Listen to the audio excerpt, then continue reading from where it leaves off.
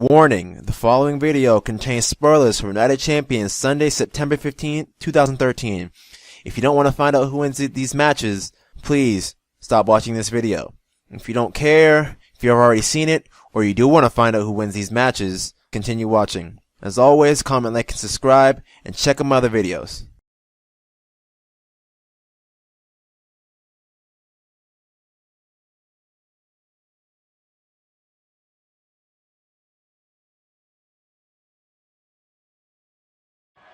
Alright, what's going on, guys?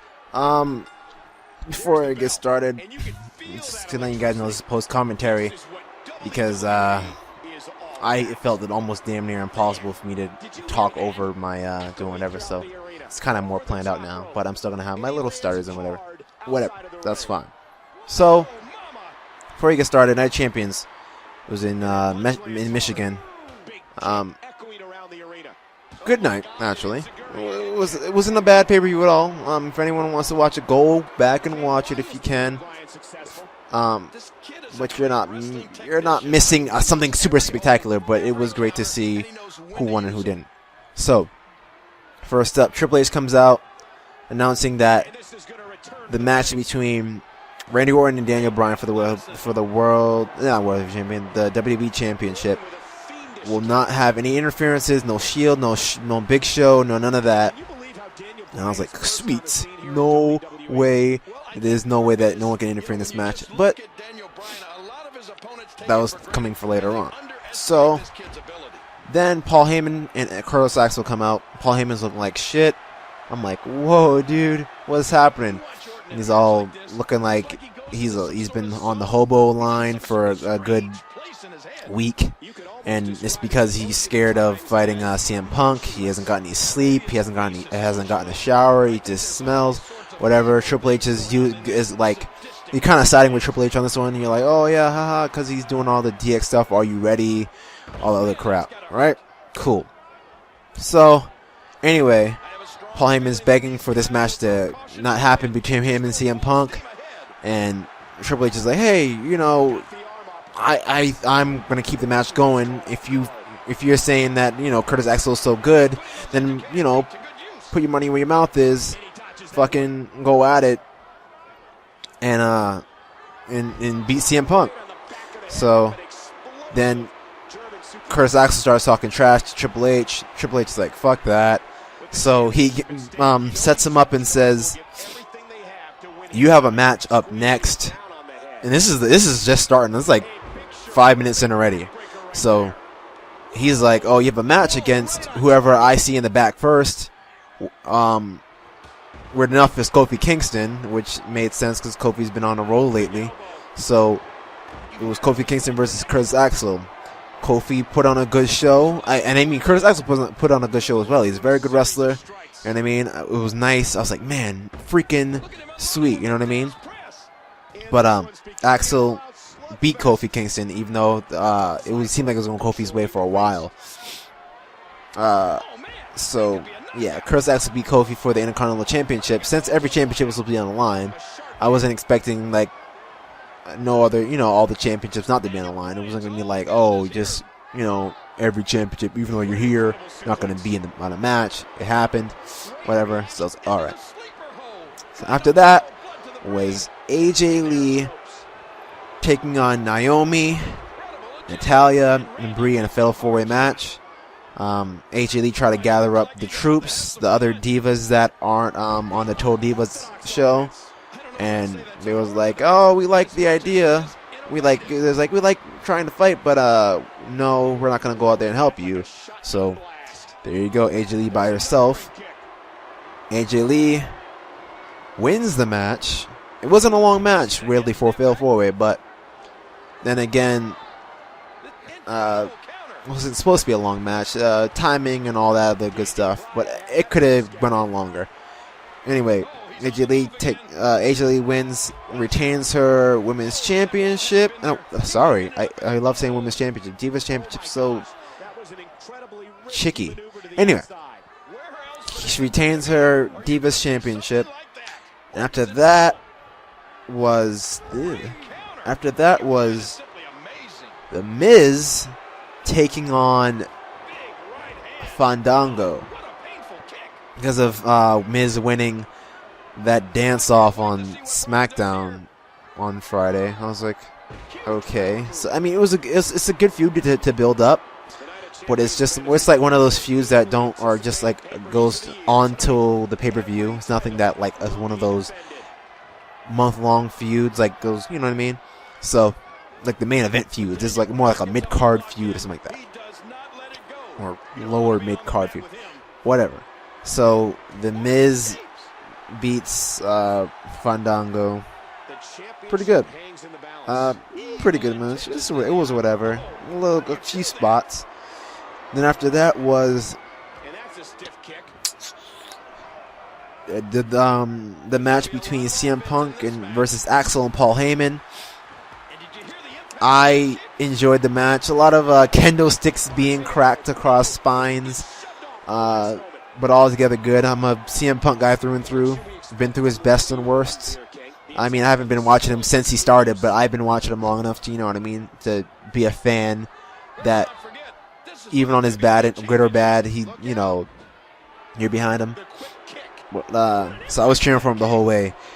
Curtis Axel, really good wrestler. Really, really good wrestler. I mean, not saying, oh, he has the genetics like his father, so he's automatically good, you know. But very good match. Very well together match.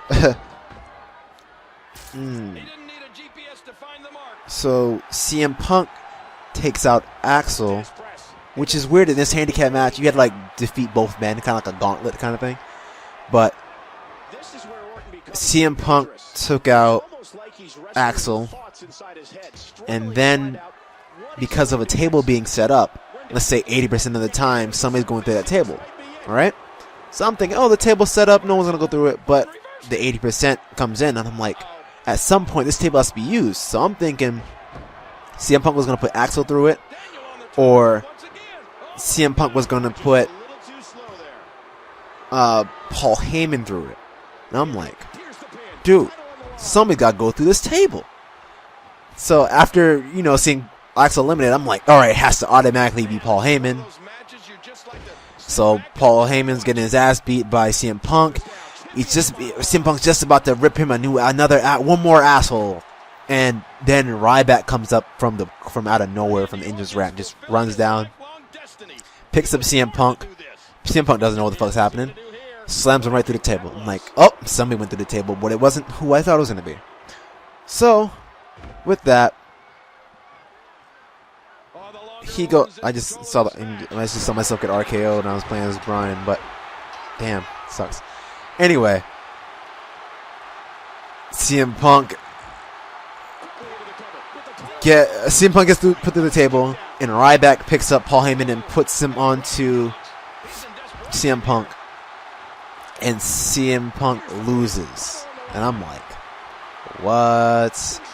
That's ass. So there's probably going to be a feud that is going to last a while, but that feud is really getting boring because there's nothing else CM Punk can do. Who else is who else is going to fight? But it's to put the other guys up like Ryback, because Ryback definitely fell off since him fighting Cena and stuff like that. So I guess it just might be to push Ryback a little bit more. And I guess Ryback will be like a Paul Heyman guy, you know what I mean? So, who knows? We'll find out on Raw later tonight. And after that was RVD versus Alberto Del Rio. Alberto loses via disqualification, so RVD wins, but Alberto keeps the championship. So I'm like, oh man. But it was a very good match. RVD put on a lot of spots, but Alberto Del Rio definitely kept in it. It was like a time where the cross arm breaker definitely came in, and I'm like, man, it was in the middle of the ring too. So I'm like, shit, RVD's gonna lose this one right in the middle of the ring. Like, how fucked up is that? But definitely kept his head up and put on a good show. But then Alberto, it was when the cross arm breaker was in. Alberto had him in the cross arm breaker, and RVD crawled all the way to the rope, but Alberto kept the hold on and didn't let go. So comes to find out that gets counted out. Not counted out. Yeah, he gets counts to 5. The 5, and after the 5, whatever. If you still have the hold locked on, you get automatically disqualified. Got disqualified. Not Daniel Bryan. RVD wins, but doesn't get the championship. After that was Dean Ambrose versus Dolph Ziggler for the United States Championship. Very well put together match. Ambrose and Ziggler kind of share the same kind of wily looking style in a way. But it was definitely good. Definitely good match. There was no little cheats. There was no Shield involved. Didn't have to come out and save him. He came out and did what he had to do, which is crazy because you know what I mean. Like Shield's like those guys that just like stay together. So it's like, oh, no one interfered. So it was definitely a good match. Definitely put together. Definitely a good match. Ambrose won. So it's like, oh, but the Shield's pretty good. The Shield, they're good. They're good. So after that was the Shield's Roman Reigns and Seth Rollins versus the Primetime Players. The Primetime Players, Darren Young defeated Jack Swagger earlier on at the pre-show, so they had the chance to take on the Shield for the Tag Team Championships. And the Primetime Players were just fucking around. They just kept playing around. I mean, they made it look good, but they were playing around, you know what I mean? Like, it was the first time them getting, like, major exposure for a Tag Team Championship, you know what I mean? So it was like, oh, they were kind of, like, boasting that they were winning the match and all that. And then we kind of went back and forth, and Roman Reigns caught Titus with the freaking spear, ended that shit. I was like, man, that is crazy. Caught him, and he got him. So I'm like, oh shit.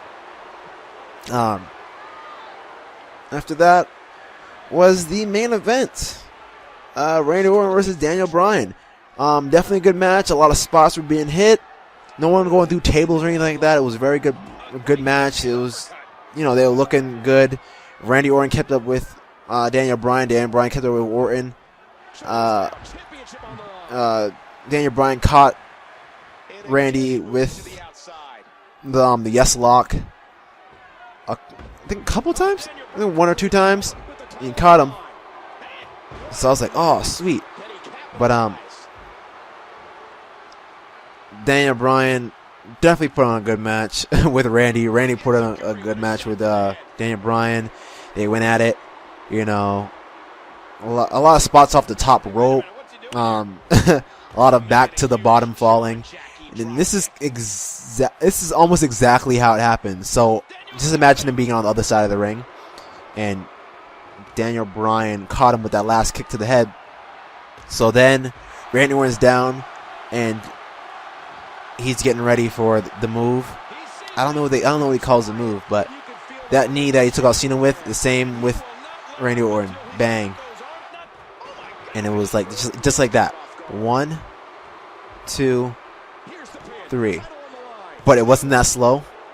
It was really fast. The referee counted really fast, and I was like, that might be something that comes up tomorrow night, you know what I mean, on Raw, where it's like, oh, you counted too fast or whatever, and the title belongs to Randy Orton. Still make up some kind of crap, but I think having Daniel Bryan as the poster boy for now is pretty cool. Until Cena comes back and kills it again, but Cena's gonna be returning in a few weeks, so you never know. They might have another good feud between those three, or it might be like Cena versus Daniel Bryan versus Orton or something like that. You never know. So with that, definitely a good match. But definitely just a good night altogether. They didn't disappoint. Night of Champions was really great. If you guys didn't watch it, go back and watch it. It was one of the better pay-per-views, I say, of the year. What else? If you haven't seen my other videos, check them out. Alchemist 100, as always. I'll keep you posted. It's 2 days away from Grand Theft Auto 5. well, if you're watching a Monday, then it's the day away, or you're probably watching it that night, whatever. Then you can go to the midnight release to GameStop. But regardless of all that, check it out. Check out my channel, and I'll see you guys later. Good night, good shit, and Night of Champions was epic. All right, peace.